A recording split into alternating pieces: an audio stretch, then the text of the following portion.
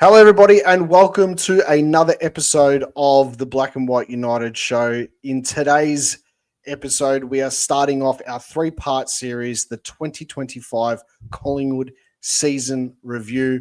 It's going to be pretty in-depth throughout the whole three-part series. We're going to talk about each game, how we felt moving forward, and what the vibe was basically like within the supporter group of the Collingwood Football Club. I am very happy today to be sitting here right next to virtually Nate from Nate Talks Pies. Nate, how you going, mate? Terrible, mate. Terrible. We're recording this on a Friday night. The grand final, it should be me in the grand final. Yeah. But it is what it is. Look, let's be real. Personally, before we move into all this stuff, there was a time watching the Geelong and Hawthorn prelim final before our one. I personally, myself, was looking at the way Geelong were running over Hawthorn, especially towards the back end of the game, and I was thinking to myself, I don't know if we're going to be able to stop this if we get through against Brisbane, but I think that's just the pessimist in me because grand final days, obviously anything can happen. But unfortunately, we're not there for the grand final, but there was still a season of some pretty high highs and obviously some pretty truthful lows. I wouldn't say low lows, but definitely truthful lows. But we'll get straight into it. Starting from opening round, the first part series will go from opening round to round 12. Let's cover it. Take the floor. Yeah, it's all yours. We'll start with the lowest of the lows, I reckon. An opening round against GWS up at NG Stadium. 52-point loss, 6-16-52 to GWS, 15-14, 104. Strangely, from the team stats and whatnot, it was fairly even. We dominated contested possessions, but we got smoked in tackles.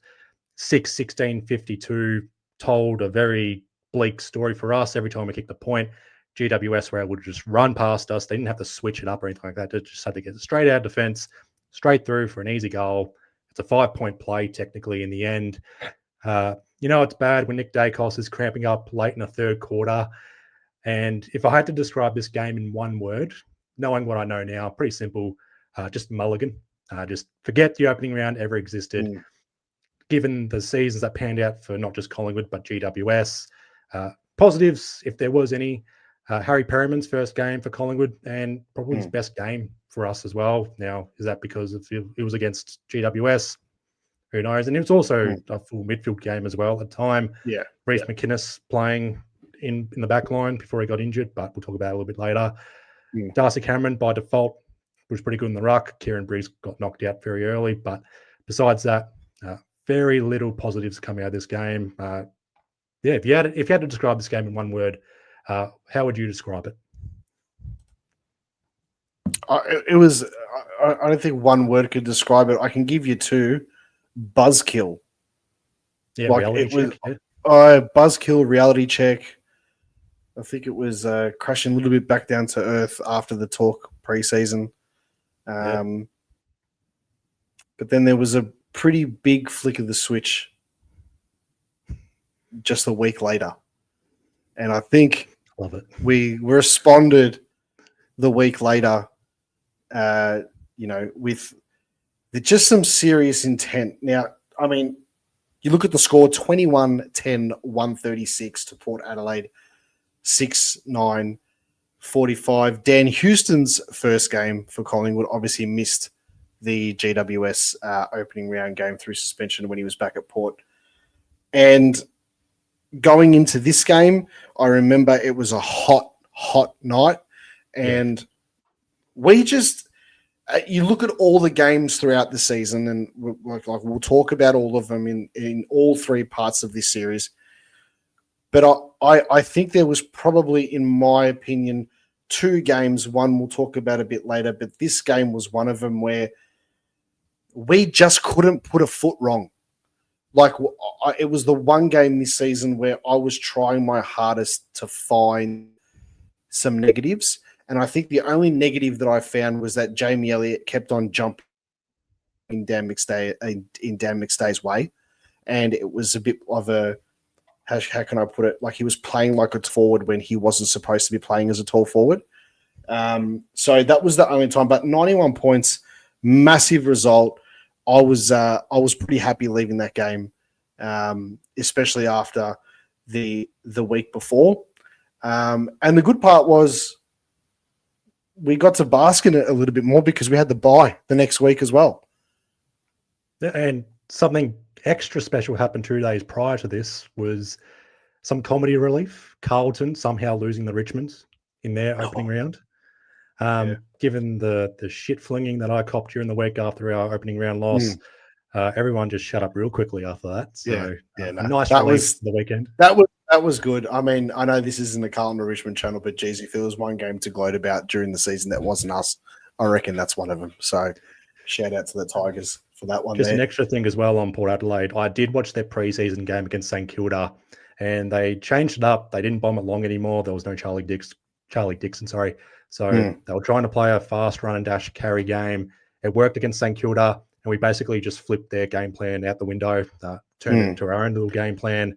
And they had Port Adelaide players cramping up during the third quarter. That's how bad it was for them. I felt like that game too. I mean, I actually got to sit in the Ponsford stand that side on level 1, and I just noticed, even from looking from behind, because I'm usually a bit more on the wing, you could just see the keepings off that we were playing with them, and it was just the short 45s. There was no bullshit, and we were spreading, and then we'd counter attack, and we'd just be deadly. And we were actually quite good in front of goal too, which was nice to see. Rarity. Yeah, I know. I think the best we've been in front of goal all season was the Pineapple Cup against Richmond back at the start of the preseason, where even Darcy Cameron was kicking them from the car park. So that's pretty good. Round 2. This was the Bulldogs' 100-year anniversary game. Take the floor. We ruined the Footscray party. I'm glad to cover this round and game because I get to call them Footscray, not the Western Bulldogs or just the Bulldogs, so just Footscray. 6-point win, 10-16-76 to Footscray, 10-10-70. Now, there's still some murmurs and whatnot, and just some talking and whatnot about how the umpires helped us in this game. Go back and watch the final quarter. We dominated contested possessions in the final quarter, and it's pretty simple. If you're first to the footy, you'll get the free kicks. That's pretty much what happened in that final quarter. It was leading towards a fairy tale finish for Footscray. We're able to hold them off with 5 minutes to go, still side bottom, kicking that goal from a stoppage, forward 50 stoppage. Still side bottom. What a tremendous start to the season for him. And also in this game, fairly special as well. Nick Dacos with the 3 votes. I'm not too sure who got the 2 and 1s, but it was Sam Darcy and Tom Liberatore. So 3 father-son players all getting votes in this game. I'm not sure if that's ever happened in other games before. The big talking point out of this game for Collingwood, unfortunately, was the knee injury to Reef McInnes. And I'll put my hand up. I jinxed it because before I started doing the video recordings of these previews and whatnot, I said this game was going to be big for Reef McInnes to try and hold up against Norton and Sam Darcy. And I also said in my preview video, I guarantee I've said this, he'll probably injure himself in the first 5 minutes. And sure enough, he injures himself in the first 5 minutes. So I was actually looking forward to seeing how Reef would perform this year. I'm looking forward to him in 2026. But in regards to this game, we held on for 6 points, and I would consider this game a bit of a flashpoint moment. I'm going to throw it back to 4 years ago against Brisbane when Zach Bailey kicked that goal after the siren and pretty much ruined our season from there. No, in 2021, To hang on here, had we lost this game, I reckon this whole season is a whole lot different. So relief to get the 4 points here, win by 6 points, hold off Sam Darcy for the entire game, thankfully. Nick Dacos was epic in that final quarter. Ned Long being subbed on early and had a very dominant game as well. Jordan Go's first game of the season. Just looking back on the Bulldog season, very glad we got the win in this one. I mean, this game's pretty controversial for many reasons. Obviously, the free kick count, especially in that last quarter, that favoured us. But then I watched this game a few times and, even the highlights and stuff. And like the free kicks that were given, and I've mentioned this on my channel so many times, and I go back to it. The free kicks that were given were there. You can argue that there might have been some that should have been paid, like the deliberate out of bounds. I'm still that's the Bailey Gale one. That one there, I'm a little bit. Oh, hang on a second. But if you look throughout the whole game, before the last quarter, it was fairly consistently poor by the umpires. But if it's consistently poor, that's okay. If it's good and then poor, then the inconsistency there becomes a problem. So if an umpire is consistently poor throughout a whole game, it's okay. If they're consistently good throughout a game, it's okay. It's the differential between the two. You can't have one extreme and you can't have the other. And then the other factor for this game in particular is just our inaccuracy in front of goal. Dan McStay, Jordan DeGoey, Jamie Elliott, missing sitters up front, which was a bit of a shame. But, I mean, we got the 4 points at the end, and you said the one word before when you were talking about it, which for me it personifies this game of football, and that was relief after the siren went. You know, because the amount of players I were missing too. So maybe we got lucky this game, but at the end of the day, a win's a win. You take it regardless. Round three was the bye. And then round four. Round four was the game. No, it wasn't. It felt like a bye. I mean, but at the end of the day, we didn't win by much, which was a bit of a shame. But it was probably the one game throughout the season where we've won a game and it felt like a 60, 70 point smashing in our favour, but it wasn't. Collingwood 8-15-63 to Carlton 6-10-46. So both teams had the inaccuracy this day. The weather was a bit crap. I'm not going to hide it, especially in that second half. The weather, it started pissing down and it did impact the play. This game in particular, but it was a 10 to 12 minute burst at the start of the third quarter that just put Carlton to bed. And look, to be fair, to be 110% fair, this game against Carlton, they were in it up until halftime, a lot like the most of their season. They were in games up until halftime and then faded out in the third. I wasn't worried per se as much in that first half, but I knew that we'd probably end up breaking away from them. But geez, that third quarter, and it's good that we saw that type of that killer instinct throughout the season. It wasn't just this one game. We did see it quite a bit this season, which was nice. But I thought this game in particular, there wasn't any absolute standouts from our part. But, I mean, Josh Dacos, 31 possessions. Pendlebury got 29. Dacos had 27, but he felt more influential than having not as many possessions as Josh. Houston obviously got reported this game too, so that was another setback. And I felt as if this game, much like the Port Adelaide game, he was actually starting to have a real impact in the side.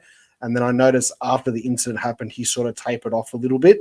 So maybe that played at his head a bit, and then he was gone for the next 2 weeks. But, I mean, you can't really go on too much about this game. I can because it's against Carlton. But I just thought this game, I think it was Josh Dacos and Sam Walsh just were the two standouts for the both teams in this game here. So, I was just say something different. Go. I've got to throw it at the Lockie Schultz, that third quarter, kicking 2 goals. Oh, yes. Yeah. Just under 20 disposals, but just being impactful in that third quarter. Best, I'm not sure what the medal is for this one, but he was best on ground. 3 Brownlow votes as well, and probably his best game for Collingwood up until this point. Yeah, it was. He ended up getting, I think it was was it 20 disposals he got this game? I can't remember, or something like that. Something like that. Basically, just so dominating. I felt as if for Schultz that game, every time he was near the ball or something, it mattered. And they missed an early one in the third quarter, but his pressure around everything was just fantastic. So that was the first win against Carlton this season, which was always a relief, I suppose, but at the same time, it was expected, which is nice. Light work. Yeah. Round 5, Collingwood against Sydney. This game is one of the standouts, in my opinion, simply for there's 2 games this season that I'm going to call an absolute mature performance from Collingwood. Now, you're playing against a team like Sydney. Final score was 16-13-109 to 12-6-78. I felt as if in this game, and I would love to get your opinion, Go ahead. Sydney challenged us this entire game. Every time we get a couple of goals, bang, they get that important one to sort of break the play. We look like we're pulling away. They force an error, bang, they're on top of us again. I don't think they hit the front for the majority of the game. I think at the start it was a couple of goals and that was it. Yeah. But I felt as if we were challenged by the last year's runners-up. They made a grand final. They had an off-season, but they're still a great side. They've got gun players in this team. Yeah, they may have been missing a couple at the same time, but they pushed us, but they got the best out of us. And I felt as if every time we were challenged against Sydney, we responded with a mature,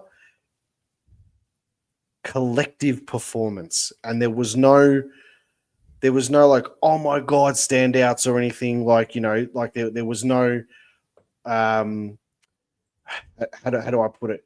Like Dacos and Long were our two best players that day by far. I think this was Ned Long's breakout game for Collingwood. He got 30 possessions. Blah, blah, blah. It was, yeah. Yeah, but I just feel as if they still had Heaney, Warner, Roberts had a good game. Grundy played well. Yep. We were just able to hold them off and show our class. And I think this game was the start of, hang on a second, we're not old. We're just mature. We're experienced. Let's see where the season can take us. Yeah, that's pretty much it. And this was probably the first signs of our defensive zoning and ability as well. Sydney were trying to find the corridor, trying to find quick kicks heading out of defensive 50, and we're able to force a turnover. And this was, as you were saying, it's a sign of a mature team. And I started to see, the seeds being planted for a tremendous 2025. We were going to go deep later in the year, and this game was pretty much it. We kept at the time, 10 wins in a row, Adelaide Oval. We are undefeated in gather rounds as well. Yeah. And able to get at least, they're not a bogey side, but like finally able to get on top of Sydney. We used to be able to get on top of them quite a bit. Sydney in recent years have been able to get on top of us. So to get the win on them here, even though it's at the MCG or the SCG, a win over them. Again, the minor premiers last year, probably should have won the flag last year, to be honest, if they were on. But able to beat them by 5 goals, just tremendous to see. Before we move on to the big Easter clash, big discrepancy from round 1, 2024 to round 5, 2025, where we got absolutely annihilated by Sydney, especially with those short kicks over the top. Spoiled our premiership flag party and stuff like that, which really I'd love to have those every second, third year, to be honest, but whatever. But I just felt the difference between the 24 game against Sydney and the 2025 game was chalk and cheese. It was just such a different, well-drilled side compared to the year before. Easter Thursday, round 6. It was the 17th of April at the Gabba. What did you think? 52-point win. This felt like fully overcoming opening round. Again, 52-point win, 16-9-105 to Brisbane, 7-11-53. Brisbane's first loss for 2025. This was Nick Dacos's game right here. Head and shoulders the best on ground. Me personally, if I could give out 3-2-1, I'd give it all to Nick Dacos in this game. He was tagged after halftime. Not sure what that was all about, but he broke the tag already in that third quarter, kicked that third goal and just shut Brisbane up. We saw the win over Sydney. This was even better somehow. Brisbane loved to switch. They loved to gain territory, loved to attack the corridor. They did none of that against Collingwood here. We kept them to their lowest inside 50 count under Chris Fagan or something ridiculous like that. The tackle count was interesting. 61 tackles combined, 33 to us, 28 to Brisbane. So this was not a high tackling, high intensity, high pressure game. We blew this game apart up there, giving them the first loss of the season. And more importantly, given some results went our way this round, we ended round 6 on percentage on top of the AFL ladder, which signified, right, we're past opening round and we're ready to make that push. I think it was just so good, the fact that we were able to back up the gather round performance, because I think in the back of our mind, it was like, oh, we played really well last week. We're going over to Brisbane now. We're traveling it again, which, non-Collingwood supporters would love to hear this, but we don't usually go back to back in travels. Now I know a lot of teams did because they had gather around the week before, but just the way that we were able to deliver that performance, and I mean, it wasn't just Nick. Josh had a fantastic game that game as well. I feel as if Mason Cox kicked those 2 goals at the start of the game, it could have been even worse for Brisbane, because then the confidence of the forward line, Mason's confidence would have gone higher and stuff too. But I thought we were able to really get on top of Lachie Neale. He had a good game though too. He got 25 touches that game as well. So, but we were able to go really well with him. I think Ned Long didn't tag him, but ran with him for quite a while, which was good. Yeah. But yeah, that was a good way to start the Easter weekend, that one there. And 2 days later as well, Richmond did us a favour. They beat Gold Coast and knocked them off top spot. So, yeah, a little bit better heading into that weekend. The flashbacks now, they're all coming back to me now, which is nice. Okay, so round 7 now. I mean, we're just going marquee games, gather around Easter Thursday, and then we've got the biggest marquee game of the season, the home and away season for us, and that was round 7, Anzac Day, 25th of April. Collingwood defeated Essendon by 41 points. It was 16-11, 107 to Essendon 10-6, 66. The first half of this game, don't know how you felt. I thought the first half in the wet was some of the cleanest football that we've played all season. And I was just really disappointed that we weren't further in front coming up to halftime. Very similar in the first half to the game against Sydney and gather round. Every time we get a few goals up, Essendon would then score one against the play and sort of get that momentum going. Then they were able to hit the front through Isaac Keiko, I believe it was. And then pretty much after that, we just were in cruise mode, hit the front, and then we just went on from there to take out yet another Anzac Day trophy. Not going to lie to you, I thought the scoreline, as a 41-point win, I thought the scoreline actually flattered Essendon towards the second half, because we had so much dominance and stuff. Nick Dacos playing out the middle, his kicks to Degoe, Josh in particular, he was on fire, and then still actually winning the medal. 35 disposals he had that game. So I thought he was good. And I think that was the game where we just sort of shut a lot of people up when it came to the age side of things with Steele and Pendles, because Pendles came close to winning the medal as well. He had 30 touches, and then Jamie Elliott obviously bagged the 5 goals he kicked this game. So I think all round you could be pretty satisfied and happy with that performance. But I just wish it was dry, because if it was dry, yeah, I think we would have come close to a 70, 80 point win against them. But just if there's anyone from the AFL that watches these videos, which I don't think they will, but can you give us Essendon twice next year, please? Why is it we always get Essendon twice when they're at their absolute worst? 2016, the Asada stuff, and this year when they're just banged up and bruised and everyone's injured. And we got the best of Essendon in this game as well. So make it make sense. Round 8. Lead it. Tell me, what happened? Oh, it never happened.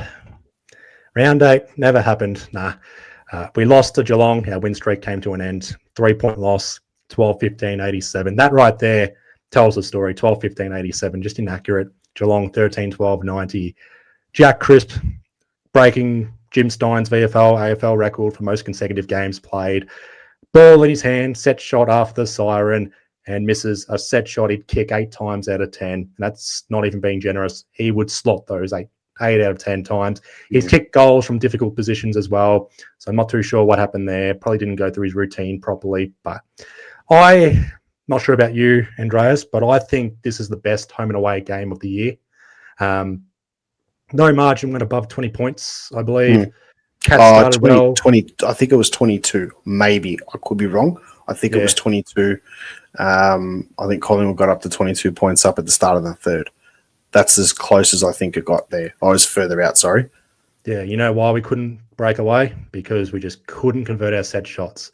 No. And Geelong they're much better now heading to their grand final, able to just gain territory, get it up forward straight away and let their forwards do their thing. And that's pretty much what cost us. Now, there was a very contentious call in the final quarter with Bobby Hill tripping Sean Manor. And I like to think I'm a rational person on this. I thought the free kick was there. It's not paid. In fact, I thought it was holding the ball, but they pay it as a trip. 24 hours, or not even 24 hours later, James Sicily does the exact same tackle on Maurice Rioli. And that's when I lose my shit. So, yeah. So, consistency, make it make sense, but I still maintain this is the best game of 2025. We got the best out of Patrick Dangerfield in that bloody final quarter. Bailey Smith, Max Holmes did their thing. You can't really fault anyone from Collingwood in this game besides Jordan De Goey, who basically admitted after that game, exactly that he just wasn't right. He needed time off. Bo McCreary couldn't get himself involved. Even Mason Cox kicked the goal before being subbed out. Hoskin Elliott as the sub, a little bit of an impact. Everyone did their part, and we just couldn't beat Geelong here.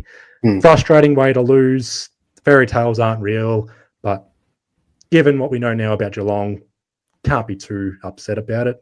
But no, and the fact that the game could have been, we still had a chance to win the game after we dropped the lead, and it was just from the boot. I think Crisp would have been, he can kick them, but I just think maybe he was just 5 meters too far out, and he had to put too much strength on it and shank the kick. Just before we move on to this game, and we speak about players from Geelong, Bailey Smith, Dangerfield, who was just that, especially that last quarter, was just phenomenal. Max Holmes was fantastic. The one player who I'm not going to say here, and this is me owning up a little bit, but I'm not going to turn around and say that I didn't rate Tom Atkins. I'm not going to say that I didn't really, that I thought he was crap or anything like that for the Geelong supporters that may watch this. But I think this was the game where I opened my eyes up a little bit and I thought to myself, Tom Atkins is a really, really good player. I genuinely, I saw this and it was just little things he was doing and I'm just like, mate, we need that. Like just that, someone like him, that age, to go with the boys and do what they're doing and show that maturity. Because I think he allows for Geelong players like a Bailey Smith, a Dangerfield and stuff like that to do their thing.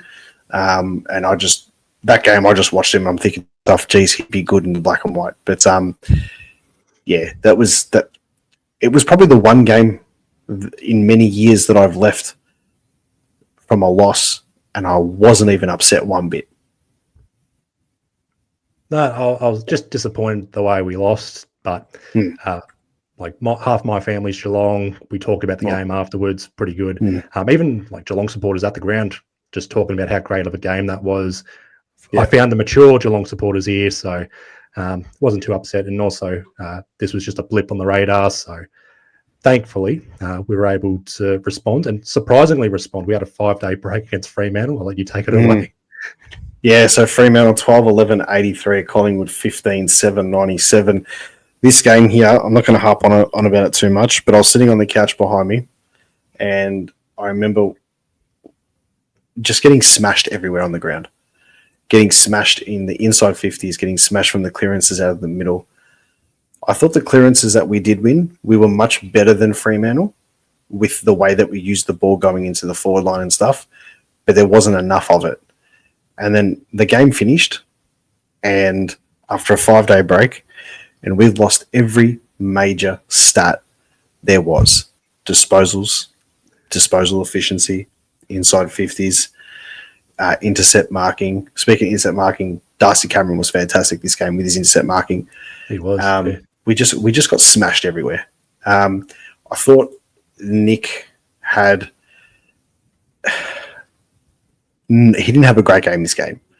Clearly, and it was the commentators were focusing on him something vicious, but it just allowed players like a Jack Crisp, Josh Dacos, even Darcy Cameron around the ground, Lockie Sullivan. It was like, just when I talk about players like Lockie Sullivan and Pat Lipinski and even Harry Perryman you can put in there, I just felt as if it was all just the second line of players, they rose that next level. They didn't, They didn't blitz the scoreboard with all the stats and the glam and stuff, but they just did everything that they needed to do. I mean, I think Hoskin Elliott got like 7 touches, but they were like really important 7 touches that game to put us where we needed to go. And he kicked a goal that game too at a really crucial time. So a couple of umpiring decisions were debatable, like the Tim Membry tackle. Remember the Tim Membry tackle? Was that on Pierce? Or Pierce, yeah. He literally got the ball and he just put it on the ground. Umpires called play on, and everyone's like, what are you talking about? So, I mean, there was little bits like that. But yeah, just fantastic game, backs against the wall, had that 2020 elimination final feel about it, the dirty pies going back to Perth sort of thing. So no business winning at all. We should have won that game, but we did. First, I remember this. We started the game with Mason Cox in the ruck, and Dan Houston. So Freo kicks a point in the first minute. Dan Houston kicks a torp out of the back half, and I'm like, we're not taking this game seriously at all. This is just we just want to get in, get out. Yeah, FIFO work. Thankfully, Jack Crisp and Jamie Elliott had career best games, both of them. So yeah, Jamie Elliott had a fantastic game. I should have said that. Yeah, Jamie had a fantastic game that game. Bobby Hill kicking 3 goals as well in his home state. Just very pleased to get the 14-point win and get the fuck out of there. Yeah. Well, we ended up playing the week after at the G in what was this game in particular against Adelaide. Collingwood 11-12-78. Adelaide 10-8-68. Adelaide actually hit the front right towards the end of the game and were able then to score a couple of goals and get back. The weather, cold, windy, miserable, started raining intermittently throughout the game. In my opinion, it was a B grade game between 2 good sides, but it was an A grade contest in the conditions that were there. Both teams were just going head to head. They fought it out as hard as they could. And I was just personally relieved when we won this game because I was heading out to Europe just a few days later. So it was nice to get the win before I left. But there's not much you can sort of take out of this game, particularly Adelaide, even though it was 10-8-68, they still scored 8 behinds. I just felt like when they were in front of goal, they were just a bit more deadlier than us. Like when they were going forward, they looked really sharp, really clean with the conditions and stuff. And Jordan Dawson, 27 disposals, kicked a really important goal for him late in that game.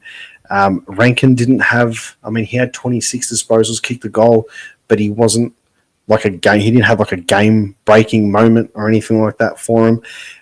But their 3 tools, I think, like the tools of, I think, was it Fogarty? I'm just trying to think who it was.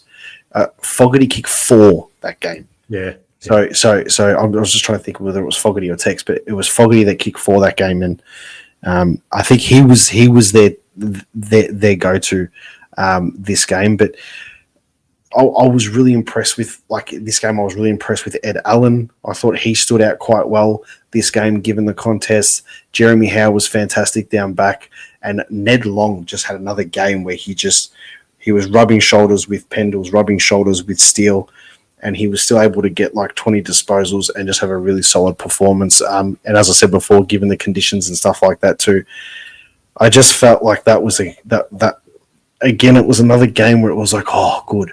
Like we got out of that one, because you could have gone in that game thinking to yourself, we're always having close ones against Adelaide. It's never a blowout either way. And the fact that we won the way that we did, I think it stung them just a little bit. The fact that we got them again at the G the way that we did. Yeah, it was our 10th win in a row against Adelaide by 10 points in round 10.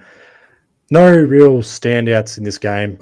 Another mention as well, Billy Frampton keeping Thilthorpe goalless. But if we could give Brownlow votes to coaches, I would actually give it to Craig McRae in this game. It's not so much what he did in the game, but the circumstances prior to this game. Scott Selwood, his brother as well. Yeah. Me at the time, and just bringing back memories here, I received the news at the gate walking in. And I was at the train station, literally as I got on the train. Yeah. it took me right out of the game for the whole game. I just could not get invested. That's just, sorry to bring that up. It's just. No, I remember. Yeah. And seeing Craig McRae's interviews after the game, and the players weren't told until after the game as well. So it took a lot of mental toughness to be able to dish out that sort of performance, and not just that, but to win as well. Thinking of Scott Selwood, he's going to be moving on from Collingwood's coaching staff next year to just focus on his personal life, which fair enough given the year he's had. So wishing Scott Selwood all the best there. And just bringing it back to the game, though, tremendous win to hold on by 10 points. Braden Maynard as a stand-in captain, no Darcy Moore, even better. Just find it really interesting how you keep news like that from the players. I mean, we know when they walk into games and stuff like that, they obviously give their phones in and stuff. But the fact that the news didn't get to the players before the game, so there wasn't any sort of distraction there or whatever, and they weren't able to see. I think that's just a credit to the coaching staff and to the club, the way they handled it, and then obviously galvanised the players because, you know, I remember the interview with McRae and Cameron Mooney after the game, and McRae's pretty much like fighting back tears because of it, and the players wouldn't have known either. So, yeah, one of those unfortunate situations, but we move on. Round 11, Collingwood and North Melbourne at Marvel Stadium. What have you got for me? I feel like Oleg Markov. I'm a late in to cover this one. I'm just going off it. I'm winging it. 45-point win. Now, I remember the scoreline, 15-18, 108 to North Melbourne, 9-9-63. We kicked 8 goals in that final quarter. It was dead even at three-quarter time because we just couldn't kick straight. But Nick Dacos, I think, had 15 or 16 disposals in that final quarter. This was probably Ned Long's best overall game, and he still didn't register a Brownlow vote. I'm not sure what the umpires were thinking. Will Hayes made his debut as well, very zippy for his own good, for his own. He did get tackled. He did get tackled quite early, it was a big one, and I think it was a bit of a welcome to the big time.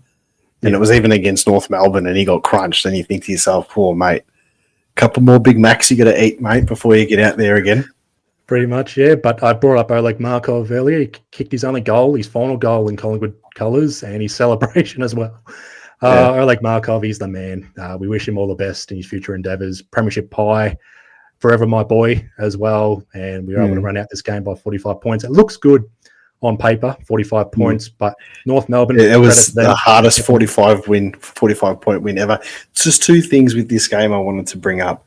Braden Maynard snaps his foot in the first few minutes of the game, so he's off, and he was gone for about a month or so, which technically wasn't too bad because it was a complete plantar fascia tear. It wasn't a partial tear, which is harder to recover from. Yeah. Excuse me. The other one is we didn't have Pendlebury and we didn't have Sidebottom this game. No Bobby Hill. Now, that was the late out. Yeah. Now, with this game in particular, not having someone like a Pendlebury and a Sidebottom in the midfield, I noticed there was in this game a little bit of a lack of direction, a little bit of lack of the coaching side of things on the game. And there was a couple of times that we gave away stupid free kicks, the 666, it was a little bit unorganised in this game. And I just felt as if you had a Pendlebury, if you had a Sidebottom in the side at that time, those little errors don't happen.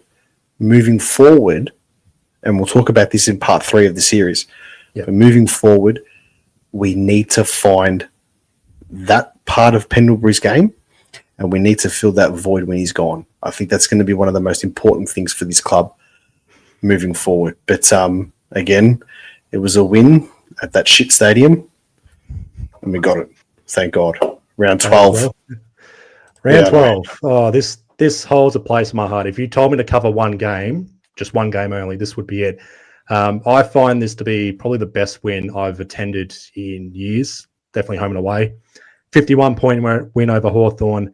Given they are our bogey side, and we didn't just take it to them. We I don't know what to describe it as. We destroyed them. 16-11, 107 to 8-8, 56. Again, the best overall performance of the year, in my opinion. I described this game, and we controlled the footy in this game when we didn't have the footy. That is a rare trait to have in any team. We forced Hawthorn wide.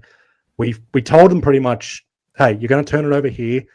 We're going to intercept it here. We're going to score from this position or that position, and there's not a damn thing you can do about it. And just the best overall 4-quarter performance. There was a point in the final quarter where we took the piss, just chipping it around. You don't see that us against Hawthorn. You never see that against Hawthorn for us. Never. Yeah. Dominated tackles, 82-38. Hawthorn were going through this weird period where they weren't applying any pressure. Jamie Elliott kicking 5 goals. He was sensational. Still side bottom dominating. He was taking Jack Ginnivan for a walk in this game. Nick Dacos wasn't getting tagged. He must have felt relief as well coming into this game. Lipinski getting concussed by Lloyd Meek, not getting suspended. I don't think the suspension was there, but it does raise my ire when Lipinski can't play out the game, but Lloyd Meek can. Just a little bit of an interesting, just an interesting opinion I've got. I don't have any science or evidence or numbers to back this up, but I find it a little bit annoying. We lost now this was during our win streak here where we were losing clearances and contested possessions, but it showed to me you don't need to dominate clearances and contested possessions anymore. Possess the footy well, be efficient, gain territory, be wise, be mature with the footy or ball in hand, and you'll go a long way. And that's pretty much it. Dan Houston, probably his best kicking game here, just finding targets 30-plus meters out, up forward as well. I think he kicked the goal as well, but if he didn't, I'll just assume he kicked a goal in this game. That's just how good this game was. But I don't know how else to describe this game. But Jack Ginnivan had another good game for Hawthorn against us. I've come to expect Jack Ginnivan only plays great games against us now, so I'll take that on board going forward. But besides that, we were looking pretty good at this stage. It's so good when my check can actually hit the scoreboard properly. Yeah. 4 goals that game, 4 goals, 1 he kicked. But he just looked like a real menace. He had that menacing presence in the forward line. And then it allowed Jamie Elliott to obviously kick 5 goals as well, which I thought was just fantastic.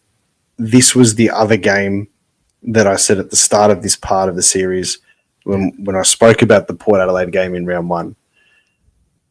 And I spoke about the Sydney game in gather round. This was the other game where it was just the complete mature, dominant performance that we've had all season. And if there is any game that any Collingwood supporter wants to watch as a replay of this season, even before the qualifying final win, which we'll get to in part 3, this is probably the one game where we can watch back and say, we've got to get to that. Realistically, we can't get to that every single week moving forward. But that is the standard that we need to strive for as much as possible, is that win against Hawthorn, because I don't think we're that far off at the moment. But that just shows what you can do on your day, especially when it's a team like Hawthorn, which only Collingwood supporters will resonate with this because we know that they're our bogey team. I was born in 1989, bro, and I can tell you now, I can count on 2 hands how many times I have seen us beat Hawthorn. Attending it as well, yeah. Like even me growing up, no matter where we are on the ladder, Hawthorn just beats us. It's just, it's very annoying. I think it's 2011 the last time we beat Hawthorn twice in the season, and 2006 twice in the home and away season as well. So got to try. And they were bad in 2006, and they ended up winning the flag 2 years later. As that first turnaround. Is it a Clarko thing? Is it just we can't play well against teams with stripes? I don't know. Don't know. It's just one of those bogey teams. Hopefully one day the shackles can just break off and we can give performances like that. 16-11, 107 to 8-8, 56 against Hawthorn, a 51-point win. It just doesn't happen against them enough. Say it again. Say it again. Say that again. It was 16-11, 107 to 8-8, 56. Oh, I've just creamed myself. Thank you. Thanks. All right. Well, that concludes part 1 of this series, the season, the 2025 Collingwood season review. Part 2 will be aired in the next few days. We will be joined by Mick Sacker from the Magpie Army Chronicles, and then part 3 will be a few days after that, which will have all 3 of us discussing the finals and obviously moving forward where the club is at the moment that you watch that video. So, Nate, thank you so much for joining. We will have you back in the next few days to go over that third part of the season. But it's good. It's just good to go over the parts of the season, especially these parts, which were the good parts for the most part of the first half of the season, and just to see that, you know, we can, if we can dish up some of this stuff again next season, we can go deep yet again. And I think it's a credit to the coaching staff and just going to fill those holes, I think, moving forward. We'll bounce back, but you'll talk about that in part 2. Looking forward to it. Mm-hmm. And then we'll try and summarize it all in part 3 and where to from here. We don't Guys, if you haven't already, please make sure you jump on to Nate's YouTube page, give him a like, give him a subscribe. Nate, where can we find you? Right now, just on YouTube. I have created Instagrams and TikTok accounts. I might make an official post just announcing myself, and then I'll go from there. But you'll find me mostly on YouTube. Nate Talks Pies. I'll be around in the off season, trade rumors and whatnot. That's where the big bucks are for YouTube content creators. But I'm chiming in on it. All my uploads are done for the official 2025 season. My next upload, I'm not too sure when it's going to be, but in the next week or so, there's a Copeland Trophy in the coming days. So I'll have an upload before then. But besides that, we look forward to the trade period, draft hand that we're going to have. Who comes in, who comes out, who do we want to stay, who do we want to leave, if there's anyone we want to leave. But that's all I watch this space, as I love to say, and that's all my shit out of the way. Done. Your page will be linked in the title of this video, so make sure you get on there, click it, subscribe, do what you need to do. And as always, we'll see you soon. Go the Pies.